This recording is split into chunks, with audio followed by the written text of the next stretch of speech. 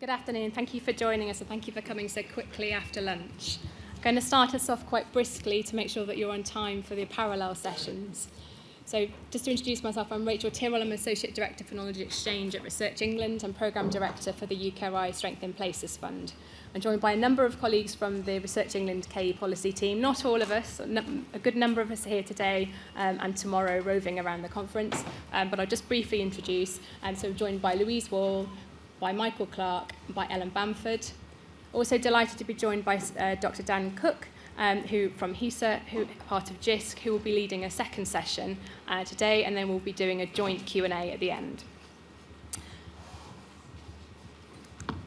Right, so in the agenda of what we're going to cover in the RE part of the session, we're going to keep our updates brief, so there's plenty of time for Q&A, so you can ask us the questions that you've got burning away.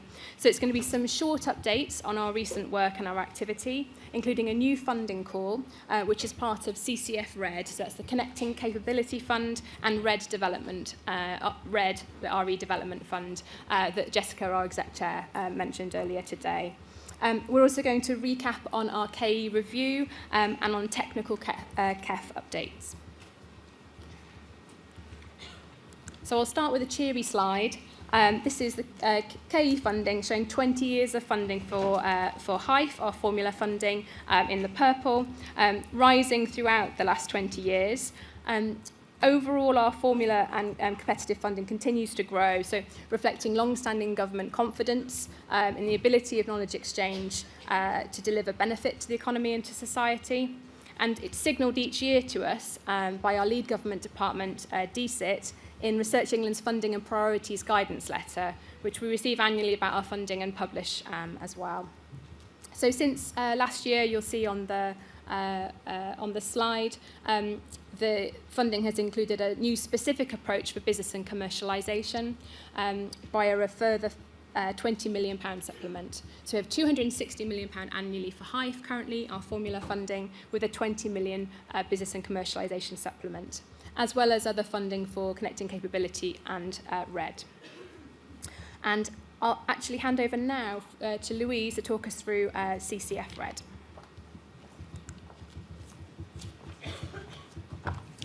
Hi everyone, so I'm Louise. I'm here to introduce the CCF-RED Fund, which builds on the individual Connecting Capability Fund and the Research England Development Fund. For those of you who have not heard of the Connecting Capability Fund, it was established in 2017-18 as a £100 million fund focused on supporting higher education providers in sharing good practice and capacity across the higher education sector by forging new partnerships and delivering government priorities. An initial £15 million was provided as a supplement to HEIF formula, with the remaining £85 million supporting 18 competitive projects.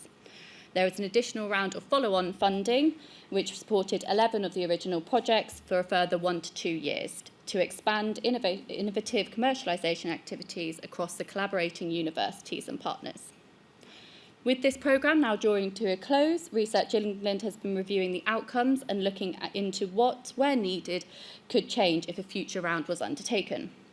We have looked at and discussed outcomes from the project's monitoring returns, the 2 interim reports carried out by IP Pragmatics, and we have recruited a programme enhancement team, which you'll hear us refer to as the PET, delivered by PA Consulting and IP Pragmatics, who have since written two reports on the CCF programme, the first focused on best practice and learnings to inform national policy development, and the second looking at best practice and learnings to inform programme management. These have all contributed to the design of the new fund, which sits within the RED Fund programme, noting that the RED Fund is still a live programme and CCF now sits alongside this as well. Through the CCF programme and insights from working with the sector to examine entrepreneurial ecosystems and what allows them to flourish, we recognise that universities are anchors in their local environment for innovation and clusters. We know that we have a responsibility and a role to support the sector and contribute to the effective ecosystem building for the nation. To guide us with this, we created an expert commercialisation group. And we have invited a set of international and ecosystem partners, particularly investors, but also international tech transfer leaders, entrepreneurs, and policy and academic experts to help us allocate an initial £60 million to identify and spread good commercialisation practices and help us test our ecosystem approach. With their help, we will identify key challenges and select solutions to deliver a step change in the identification and adoption of university commercialisation best practice and ultimately commercialisation success across the university sector. With advice from the group, we plan to publish the first full calls for the CCF-RED projects this autumn. Alongside the first full call, we will publish a long-term map of opportunities under the CCF-RED programme to give clear information on the specific call areas, sequencing and timing, and enable HEPs and their private partners to make strategic choices on where they will focus. Through this, we are building a long-term pipeline of funding in this space. So, to prepare the ground for these calls, on Monday we announced a new funding opportunity for short-term pump priming collaborative bids to underpin university collective capabilities for university commercialisation. The call is now open for applications and will close on Friday the 28th of July. The call has a budget of up to 20 million and will look to fund bids of up to 1.5 million over 1 to 2 years. As with the CCF, all bids require a minimum of 3 English HEPs to be part of the collaboration, in addition to partnerships with businesses, including investors, businesses, accelerators. This must be a main feature of all bids. We have also introduced allowing HEPs to lead on 2 bids now, whereas in the original CCF this was only 1. However, as with the original CCF, you can be a partner on as many projects as you would like, where appropriate, and taking into account burden. If you submit an application to this call and are successful, it does not mean you are unable to apply to later themes. In fact, projects which are successful in this call may bid to continue or further develop activities as part of a subsequent CCF-RED bid. It is not necessary to have bid in this call to be eligible for the CCF-RED calls. Decisions on later CCF-RED calls are made solely on the merits of the CCF-RED bid itself. Bids can be all form of KE expenditure, including capital. However, please note bids cannot include research or core teaching expenditures, such as support for research posts. As you can see on the slide, the development areas they can fund into are ecosystem development, proof of concept, training and development for commercialisation, and physical infrastructure. Also, just while I have you here to note, there has been some trouble with the links on the circular letter, and hopefully these have been fixed today, so you should be able to access all the documents and guidance on this call now. Thank you. I'm now passing over to Michael.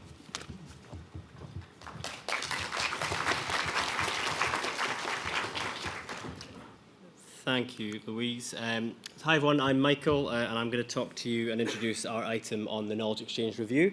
So a little bit of background for those who aren't aware of what it is I'm talking about. The Knowledge Exchange Review is Research England's opportunity to consider our policy and funding approaches and the fundamentals of those. So as you can see on the slide, that's the purpose and the long-term approach of the Knowledge Exchange Framework, or the CEF. Our long-term commitment to the sector-led KE Concordat and the long-term approach to the HEIF formula funding method.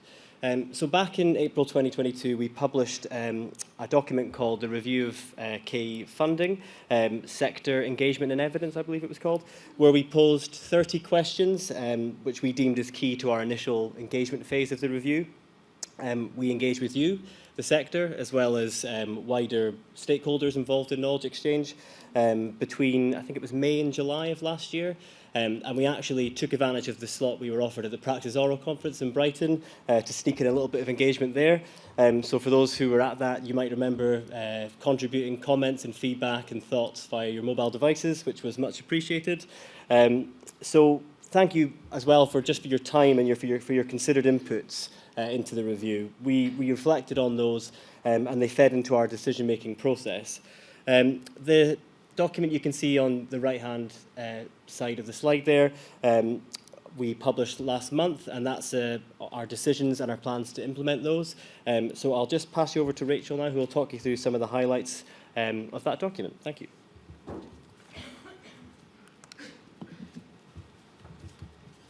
Thanks, Michael. And for folk that have just come in and are having to stand, to save you standing for 40 minutes, there are quite a few seats that I can see over here and in the middle. So don't feel like you have to stand for 40 minutes.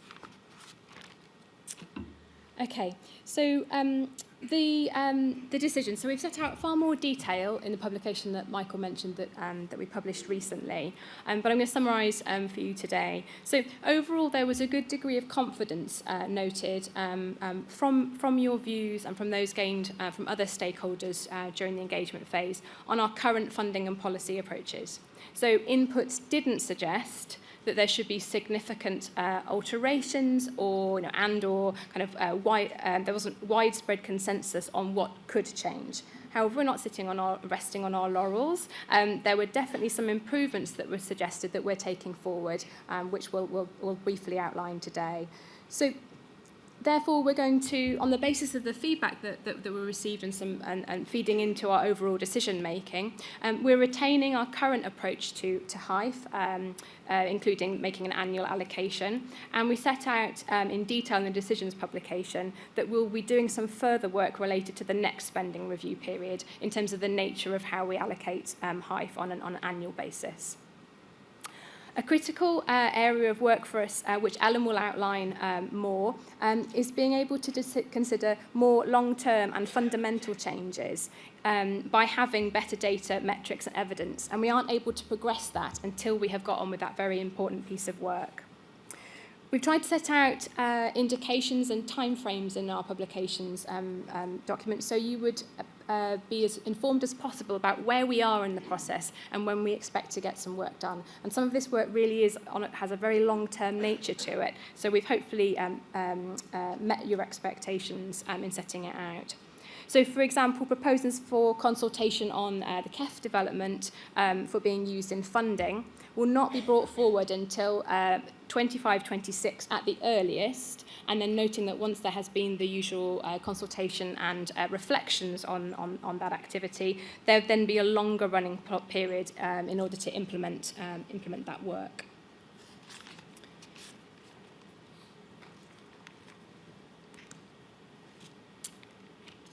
And so then in the short term, as mentioned, we'll be considering if we can better balance dynamism and predictability within HEIF allocations in the next spending review period, noting that some HEPs did report some challenges in terms of retaining staff and being able to plan effectively and strategically. It wasn't noted by all HEPs by any stretch, but there was a significant number of points about it, so we will do that. We will do that work.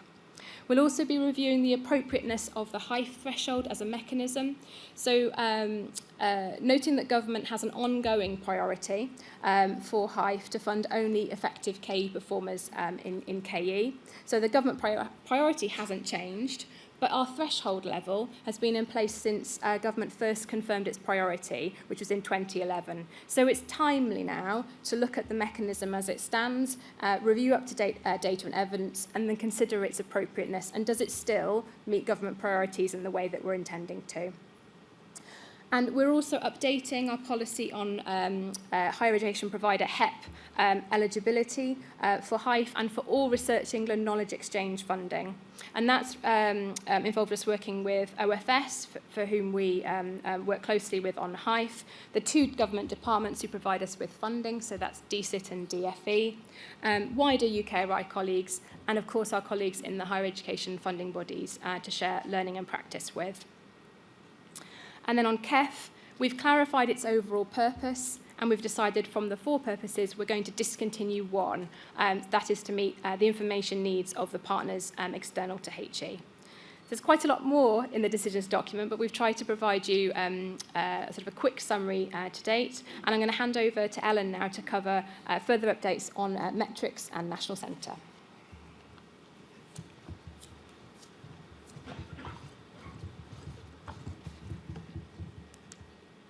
Great, thank you, Rachel.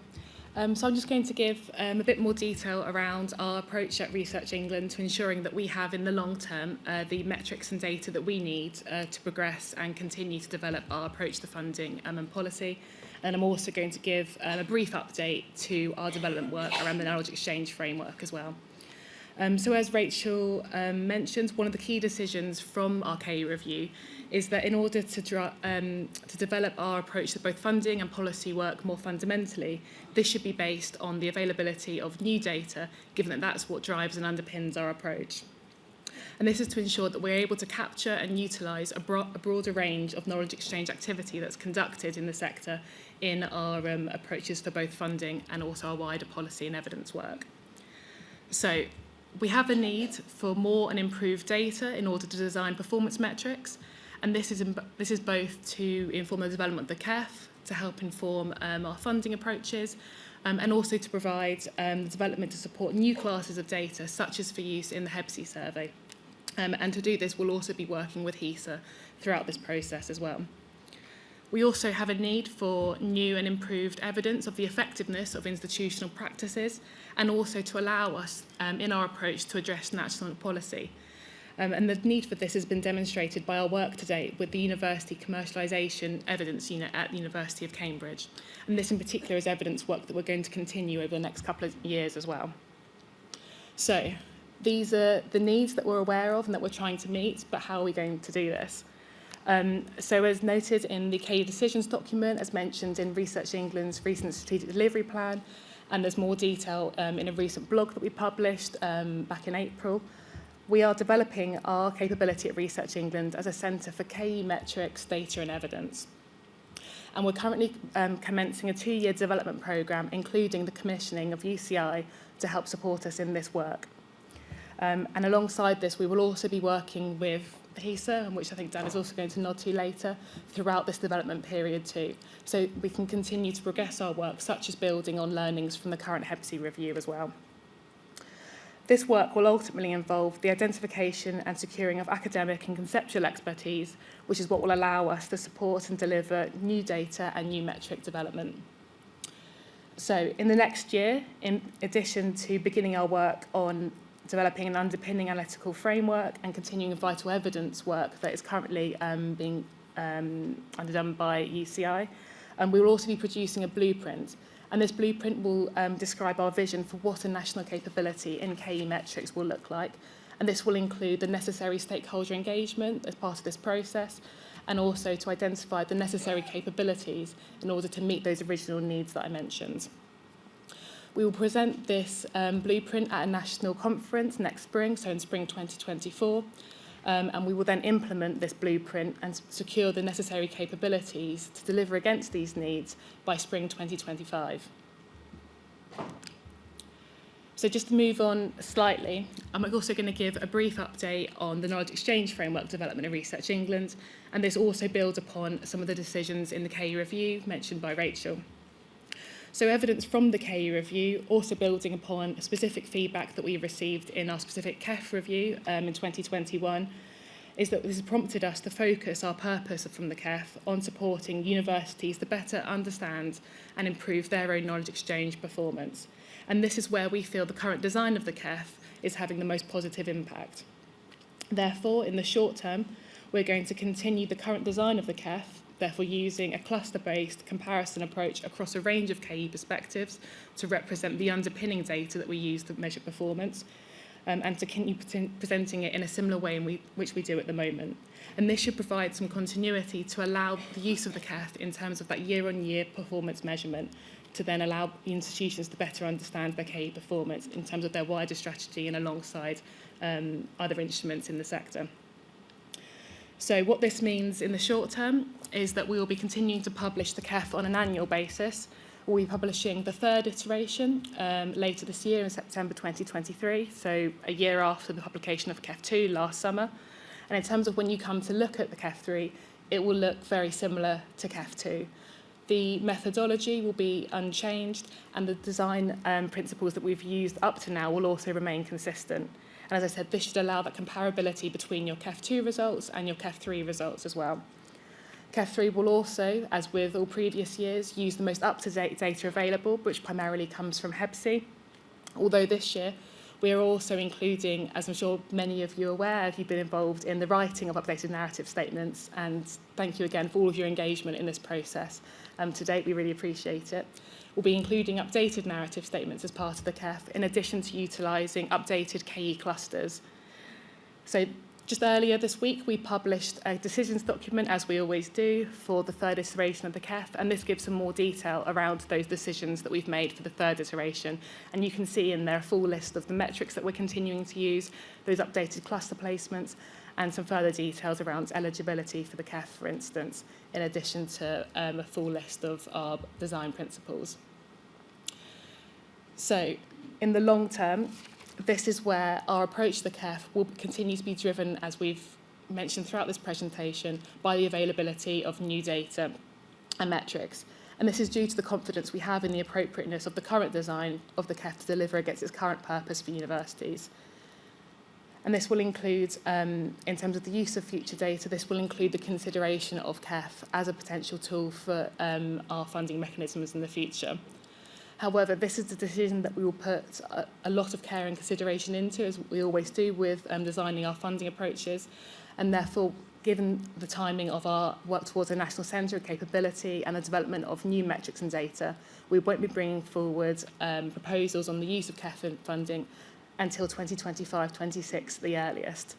And that means that the current approach that we have in the CEF, so the current design principles and the metrics that we use, will remain constant until CEF 5 in 2025 at the earliest. So that's a brief update on the knowledge exchange framework.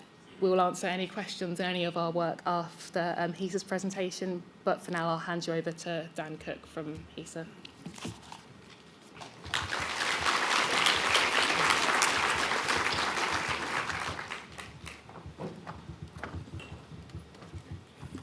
So thank you so much, Ellen and colleagues from UKRI for that. So Praxis have put both Jisc, HESA and UKRI on the same bill. So it's a slightly different presentation, talking about the HEBCIS major review and where we are with that and what's going to happen next with that. The first thing that you may notice is that I am not Hannah Brown, who some of you will know already. Hannah's been taken ill, unfortunately, so I am the locum. I'm standing in for Hannah, and I've riffled through the slides, but apologies in advance if there's any disjointedness in the way this is presented, because I am using my colleagues' work and wasn't necessarily expecting to do this until relatively recently. So bear with me. Okay, so the major review's been going on for some time. Too long, some people might say. I sometimes feel that way myself. So we were talking about having a review for a while. We launched it formally in early 2019 at the NCUB conference. And we all know what happened in 2020. We had the pandemic. So we did an initial phase in 2019, and that was concentrated on doing a general survey to all users and suppliers of data to the HEBCIS to ask what's good about it, what needs to change, and you know, what should we stop doing on this survey, and what new things need to be created. And that was quite a big exercise. Did a lot of synthesizing of user feedback, and we got that out prior to the pandemic. The pandemic really kind of meant that we had to pause the review, and we're really, really grateful to the support of colleagues in UKRI for helping get it back on its feet. So since early 2022, we've had a sort of updated project. We launched that. We hired Hannah to help with that work, and the review has been progressing. So the question really is, what's the end game with the review, and how does this relate to other activities that colleagues have talked about? The first thing to say is the HEBCIS review. It's led by HESA, which is now part of Jisc. So there's been a merger, and I can take questions on that if there are any questions about it. The initial scope that we set for the review was essentially we want to understand user needs. We want to understand, what the future looks like, and we need to make a business case for change to the collection. I think there probably was quite an appetite at the outset of the review that it would be focusing on creating brand new metrics, exciting new measures of things. It's not really worked out that way, actually. It's been more of a practical focus on the current metrics. So one of the things, there were no massively quick wins identified, I think it's fair to say, from that initial survey. One of the strong themes that came out from that initial work was that there was some ambiguity, some confusion in definitions across a number of parts of the record. So really what we've been focusing on, as you will have noticed, is improving guidance, improving definitions, so that everyone has a better understanding of exactly what we're looking for and greater confidence in the data that comes out at the end. And I can talk a little bit more about that in a moment. But essentially, you know, the bottom line is it's been a more quality-focused and a more current metrics-focused activity than we'd initially anticipated. But I think that's a good thing. It's, you know, it's not had a review, this data set, really ever. So this is the first time that we've sat down to look in detail at what needs to be done here. And it's almost as though the list of things that's required is much bigger than a HESA review of a data set could ever possibly hope to encompass. So we're focusing really on the things that we know we can fix now. In terms of so what's happening next and what's the end game? So the first thing to say is we think we need to specify when the review is going to end. We specified previously a number of priority areas that we wanted to look at. Those priority areas remain intact, but we think it's sensible for us to sort of set an end point, and we think the end point of the review is going to be around about this time next year. So you can expect in June next year to see some sort of end of review report that looks back at what we said we would do at the start, reviews the progress that we've made, and also spells out those areas where we perceive that there was user appetite for change and we haven't been able to do that, or it was inappropriate for us to do that during the review, and kind of helps to point out the direction for future metric development, hopefully. So I'm hopeful that that will be helpful to colleagues in UKRI and, you know, other organisations around and about the sector. So that's the end point. In terms of the areas that we're going to be looking at, so we set 6 priority areas. The one that I've not listed on the slide is, of course, in-kind contributions, and many of you have contributed to the consultation that we held in the early part of the year. That was initially intended to be a slightly broader consultation, but we reined it in to be very focused on specific changes around in-kind contributions. I'm really happy to say that the results of that are coming out shortly, but we've listened to the sector, and the implementation of that has been agreed with the project board. A notification of changes will come out, but it's not for the coming year, it's for the next year of data, because a lot of providers said they needed some time to make sure that existing kind of projects were coded correctly according to the methodology that's the same as some are using but new to others. So we're going to have a standardised methodology for in-kind contributions for the first time. And even though you might say, well, that's not a new metric, that's a guidance change, so it's kind of a bit boring in a way. Actually, it's kind of fundamental to making sure that the data is fit for purpose, fit for the kind of things that Ellen was just talking about. We need to make sure that that everyone in this room has a shared understanding of what those in-kind contributions mean, to make sure that we have confidence in the quality of that data. So we've done 1 out of the 6 that we promised. The others are still work in progress. We haven't done nothing on them, but we haven't published very much on them. In fact, I don't think we've published anything at all substantial on those areas, but we have been doing a lot of policy review work in each of those areas, and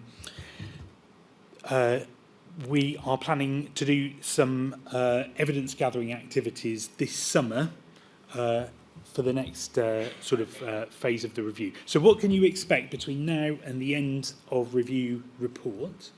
Well, this summer we're going to be running some evidence gathering sessions, and we are going to be sort of bundling them up into three sessions. So we are tackling the remaining 5 priority areas, but 3 of them are going to be squeezed together into one session. We're going to be inviting you to sign up to those sessions. There's going to be a kind of online interactive session where we are going to use a combination of technology and discussion to get some really good feedback on particularly what data you're currently collecting in those areas yourselves for your own purposes.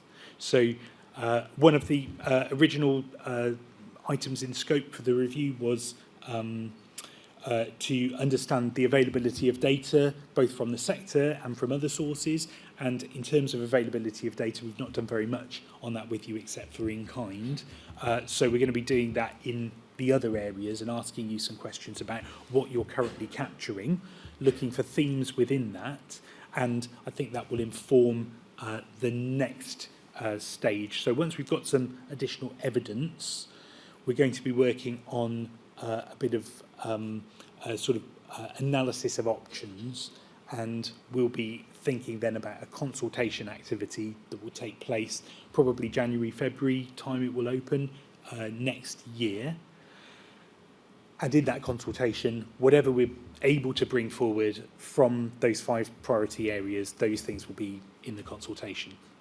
So the aim will be improving data quality, making sure the current metrics are fit for purpose. If there are any new areas that we want to collect data on, then those will be closely related to the priorities that are spelt out here. So there are some discussions around, for example, there might be different appetites for geographical data in different parts of the UK. So we may be looking to do something slightly different there, but it may be that it's optional in England and not optional in Scotland. Those kind of things will be worked out over the coming year. The plan is notification of changes will come out next spring, as it has every year, and that will give you the detail of what's going to be implemented at what time. And then the end project report goes into a bit more depth around the learnings that we've had that go beyond, the decisions made by the review, and talk also about the areas where we perceive that there's further appetite for improvement and development. And hope that will help not just colleagues on the stage, but Thomas and his team up at UCI, who we've been working with on and off over the last couple of years as well. So I think that's the part we're intending to play here.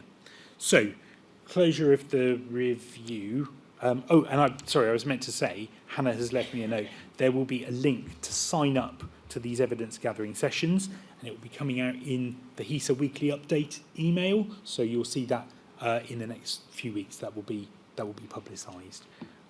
So please do sign up to that and publicise with your colleagues. Right. Okay. So we're closing the review, and is there anything on this slide that I haven't already said? So this is the danger of using someone else's slides, isn't it? And not having very good eyesight, and also having forgotten your glasses. So anyway, if there's anything really interesting on there, do ask questions about it. It looks great. It's very small for me. Maybe it's small for you too. Okay. So beyond the HEBCIS review. So this is one of the sort of thornier issues. So when we do a review, normally we review a data set roughly every 5 years or so, do some sort of major review. HEBCIS hasn't had that up until now. It's just had a different trajectory for historic reasons. So in a normal HESA way of doing things, it would be, goodbye major review, and then we'll do this again in about 5 years' time.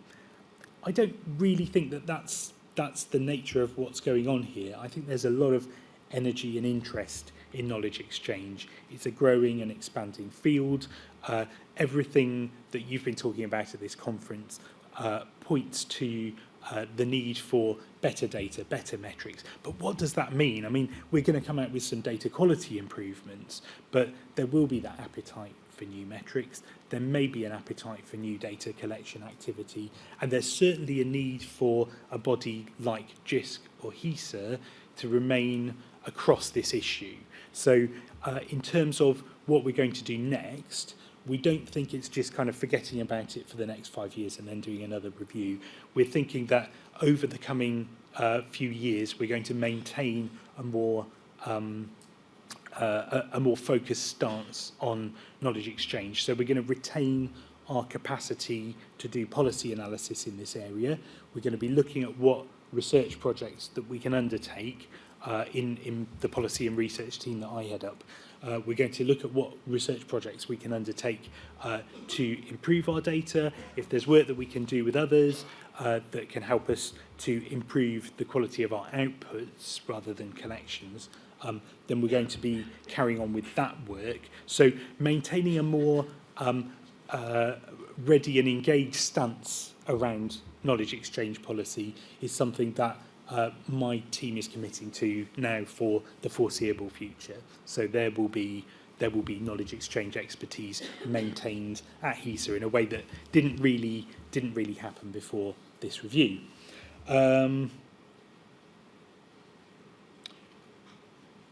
I think that's so that's the sort of shape of it. So we don't think we can do everything by the end of the review. Not everything that's in your hearts that you would like to see as improved metrics. So I think we're going to leave the review with a data set where we're all much more confident about the quality and the consistency of the data. We're going to be very happy that the data items that we've got are good. We're going to shut down any debate about is the data of the right quality, because we've been really looking at that in a lot of detail. That's really been the focus, unexpectedly, of what we've needed to do. And we are going to be standing ready, working with UKRI and UCI as UKRI consider what their next steps are going to be towards establishment of the national centre. We are happy to support and work with you on that. So, okay, so how can you get involved in the next steps for the review? Sign up when you see the link to sign up to these evidence gathering sessions. Please do that. It's really helpful for us to get as much wide representation as possible, particularly, although we're interested in all user views, it's particularly focused on providers because we're interested in what data you're already collecting, and therefore what might be available if we were to consider that for a consultation. So please do sign up. And if you have there will be further blogs and insights and that kind of thing coming out from the team, but if you want to ask us any questions, you have some email addresses there. You can either go through the liaison address if you're someone who deals with liaison all the time and you're happy with that, please do contact them, or come direct to the policy and research team through the policy and research at hesa.ac.uk address. So with that, that's kind of what we're planning to do. I'm going to shut up now. I've not been told that I'm running over time, so this is marvellous. Yeah, so I'll leave it there. Thanks very much, everyone.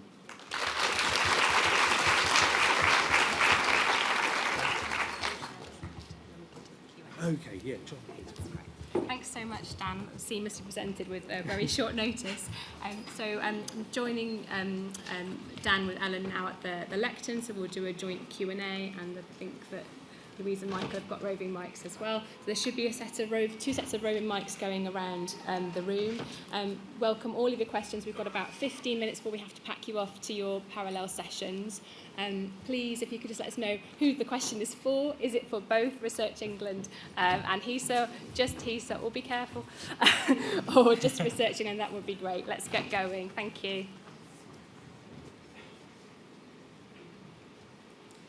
Hello, my name's Orla Kelly. I work with universities in Scotland. I'm really interested in the KE Evidence Centre that was talked about, and the national conference. I'm wondering if that's an English conference or a UK conference, and what's the relationship with the KE Evidence Centre and devolved nations? Yeah, sure, happy to take that one. So at the moment, in terms of the planning and the development work towards the ultimate establishment of a capability to kind of meet the needs that I was discussing, it's a Research England-led activity coming from our team and working with UCI and HESA.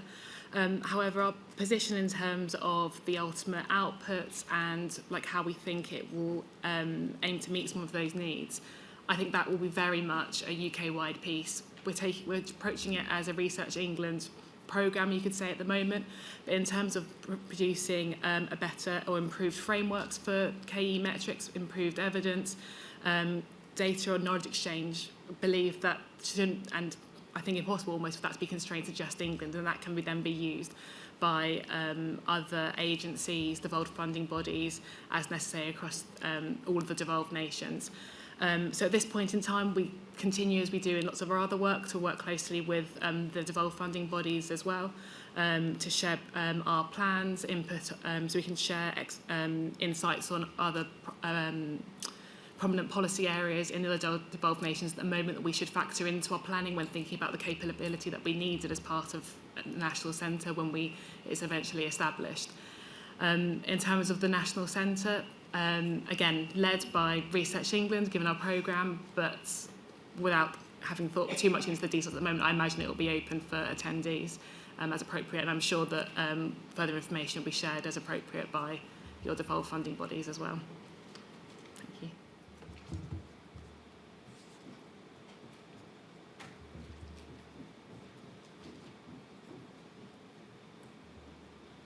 Hi, my name's Steph Dolben. I work at University of Liverpool. This is a question really for HESA about the HEBCIS major review. And one of the things that we fed back as part of the phase 2 consultation on in-kind collaboration was that it would actually be quite helpful to also maybe get some guidance and shared best practice on how we can adapt our internal processes as well to gather some of these additional metrics. And just wondered if you have any plans to facilitate that at HESA or one of the other organisations. So if Hannah was here, she'd probably have a really good answer for you. I haven't talked to her about it, and I'm not aware of any particular plans that Hannah's put in place for that. But if that's a strong theme that's come out from the consultation, then I imagine we'd want to. But I'm really sorry, I don't know, Steph, what the sort of strength of view is on that. Sometimes the production of new guidance, is helpful in that process. So I'm not sure if you're across all of the plan revisions to guidance. So if there are still gaps after you've looked at that, then maybe we could take it offline. Yeah. Can I respond to that quickly? It's not so much guidance with regards to the collection itself. It's more those it's local internal, practice. Those internal approaches, and we probably are going about it quite differently as institutions. So maybe there's a role for the sector and maybe praxis or another organisation to help facilitate some. So maybe some kind of discussion forum around that to sort of share practice. Yeah. Okay. I hear what you're saying, and I'll take that back to base. We'll have a think about it. Thank you.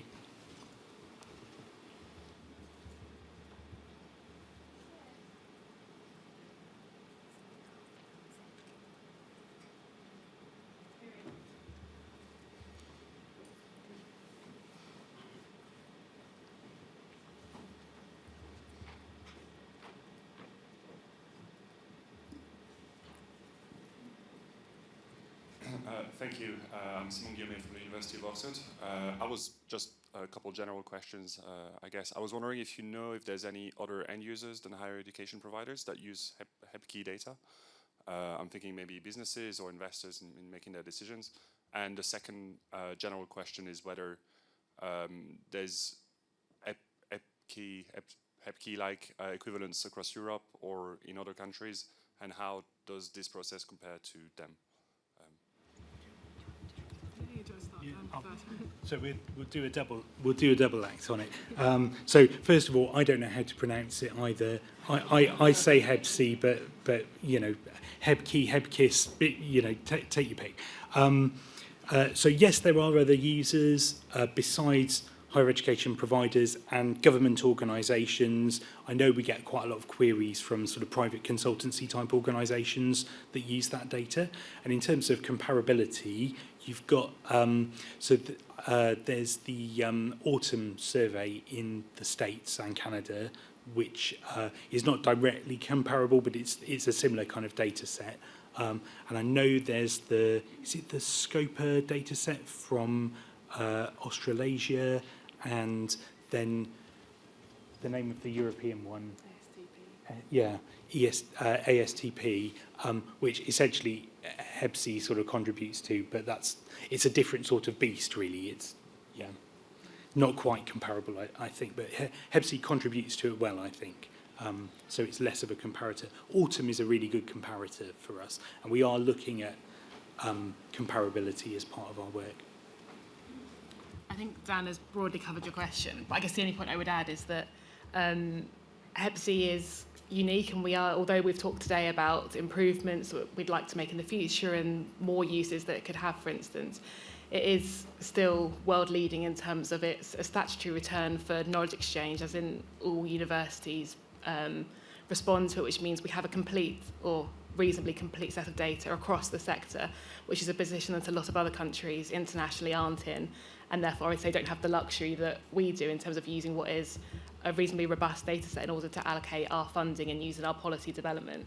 So I guess the examples that Dan's given, the autumn licensing survey that's completed in the US, not all institutions respond to that. That's uniquely around licensing compared to a much broader spectrum of KE that's covered in HEBCI. So I do think that although we have a lot of discussion around additional data, improvement of what we currently have, we are quite fortunate in the robustness of the data fields that we do have and the things that we can use it for, particularly at Research England in terms of both our funding, using it to provide evidence to government, particularly in terms of commercialisation and some data on spin-outs and being able to compare our policy scape with the US as well. And so I think it's also helpful to highlight that in the landscape of the discussion we've had today as well.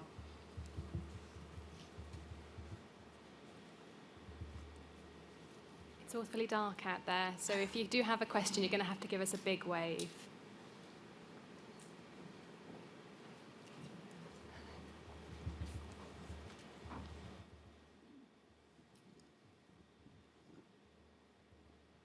Hi, panel. So my name's Bridget Seeley from Seeley Associates. I wondered if you could, from both your organisational perspectives, say any more about the plans and perhaps early consultation feedback in relation to collecting equality, diversity and inclusion data, because I think that in terms of moving the dial within our sector, that's often one of the missing pieces of the puzzle, and we're quite hamstrung, I think, in not having that. And yet, obviously, it does require, as I think it was Steph mentioned, there will be significant internal movement that will be required in order to meet that, but it is an essential thing that we need to achieve, I think. Do all three of us for various different reasons. So from the policy perspective from Research England is obviously universities have to meet their statutory duty in terms of equality and diversity and inclusion, and that's beyond our purview as a funder. There are ways in which we are able to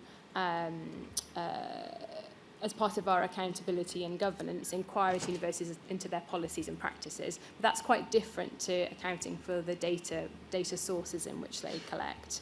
I just wanted to make a slightly more broader point, which isn't quite your question, but just to say that as well as the data limitations, which I'm sure Dan and Ellen will talk about, we're aware from the KE review when we asked the question about what would be useful to you in terms of better practices for EDI in knowledge exchange. Many of you highlighted that you thought in the events that we had that you thought that there were pockets of really good practice going on in universities across the UK, but there was a real need for folk to come together and share good practice and learn from each other in order to implement different practices in universities. And I'm mentioning that because I think it was data related as well as working practices within the universities. But from the data perspective, Yes, it's to echo what Rachel said in terms of the recognised importance of this space, and that actually this does often come down to, in practice, starting with at least the data and the understanding of the current landscape and the identities of those in the community that operate in KE. And I think that then links to a broader question around how we collect KE data, given at the moment much of the data is regarding the nature and direction of the interactions of knowledge exchange, and less about the people that conduct those activities, both in terms of within the institutions, but also the external partners.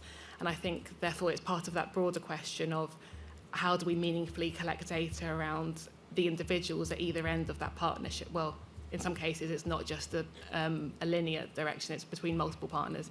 But how do we start collecting data about those individuals? And I think within our longer term work in terms of the types of data that we collect in KE, making sure it's meaningful, that we collect data that's of a useful quality that can then inform decision making, that's a sort of starting point that we want to begin with, and can hopefully then allow us to make suggestions or recommendations for data in this space. And I'll pass on to Dan about practicalities of that. Yeah, thank you. So, yeah, there are huge kind of practical, logistical problems around collecting this data. If you think about HEBCIS as the collection tool, so we're doing some evidence gathering this summer, I might have mentioned that, and we're interested in what data you're all collecting on EDI in knowledge exchange, and interested in, how amenable your current data is to that. If I think about this just from a kind of logical sort of data practitioner perspective, I don't think it would be that interesting or useful to have some kind of equalities table in the HEBC that is a page where you put aggregate figures in a box of numbers of people meeting a certain description with a certain protected characteristic, at some sort of global level. I don't think that's particularly useful, interesting, helpful, insightful. We'd have some data, but I don't think it's the right way to do EDI, really. So I think if I were thinking about this from just a kind of more pure perspective, don't get scared, we're not going to propose something, about this immediately.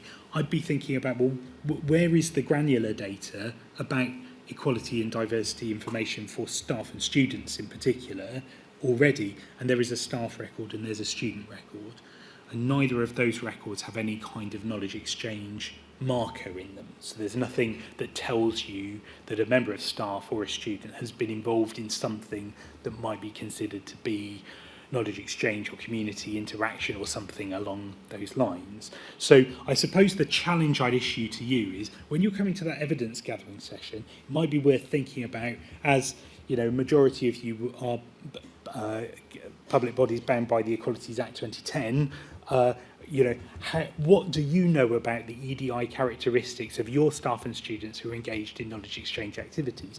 And if there are good practice case studies out there, we're hoping we'll pick those up in the evidence gathering. So I think this is code for saying, if I was going to do this, I'd have a KE marker in the big student and staff data sets. Can't really do much about the partners who aren't on those records. That would take more work to assemble a different kind of data set.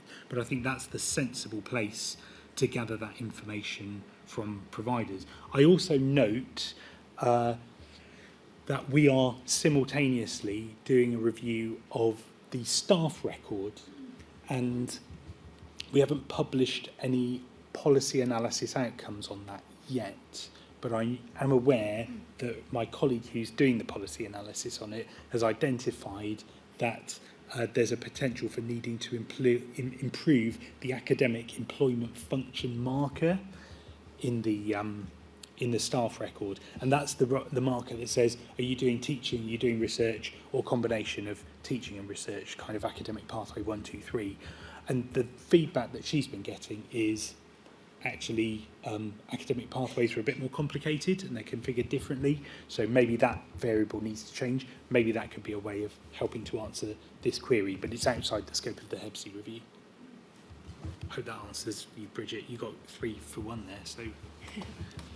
Thank you, Dan. Okay, we're going to have to draw it to a close and get to your parallel sessions on time. Thank you so much for coming today. And thank you to Dan for stepping in at the last minute to cover brilliantly the HESA's perspective. I also wanted to finish with a thank you for you. I don't know how many of you were at the session last year when we fired those 30 questions at you and had simultaneous messaging on Menti, and that formed part of the inputs from the sector that went into our work for the KE review. I really can't thank you enough for your time at the conference last year. Also to those who acted as rapporteurs, that was jumped on you slightly at the RE-led event, so listening to your colleagues in the breakout sessions and then giving a brilliant digest back to us. So RE could sort of remain in listening form rather than broadcasting to you, which is what we tend to do sometimes. So thank you so much for that. I really appreciate it. I hope you have had all your questions answered in the decisions document. If not, I'm here for the rest of the day, and then the majority of the team are here tomorrow as well. So please do come and find us out in between all the sessions. Thank you.